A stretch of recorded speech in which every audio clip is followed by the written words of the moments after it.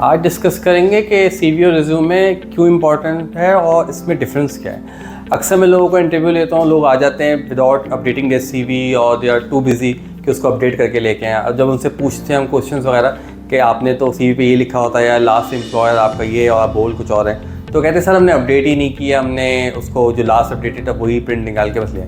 अक्सर तो मैं ऐसे भी कैंडिडेट से मिलता हूँ जो अपनी सीवी प्रिंट भी नहीं कर पाते, वो सिर्फ उसको सॉफ्ट में भेज देते हैं और वो हम पे ही कर देते हैं कि आप उसको प्रिंट आउट करें।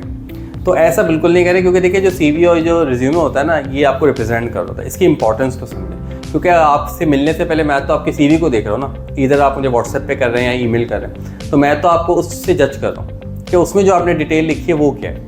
और अगर आपकी सीवी अपडेटेड नहीं है, सीवी अच्छी तरीके से नहीं बनी हुई, तो मैं तो हो सकता है आपको इंटरव्यू के लिए कॉल ही ना करूँ। तो ये बहुत इंपॉर्टेंट है कि आप अपनी सीवी को किस तरह डिज़ाइन करते हैं, किस तरह रिप्रेजेंट करते हैं आपको।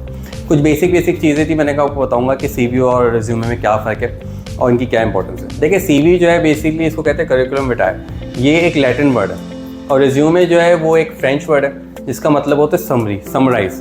मतलब रिज्यूमे जो होती है वो मोस्टली एक ही पेज की होती है, जो अक्सर आप उसको अगर हम लोग कॉमनली उसको सीवी यूज़ करते हैं, लेकिन मैं आपको उसकी वर्ड की मीनिंग के हिसाब से बता रहा हूँ। सीवी का वर्ड ज़्यादातर यूके इंग्लिश में यूज़ होता है। अगर आप यूके इंग्लिश पढ़ रहे हैं या यूके में काम कर रहे हैं तो वहाँ पे सीवी का वर्ड यूज़ होता है, एज अ रिज्यूमे भी।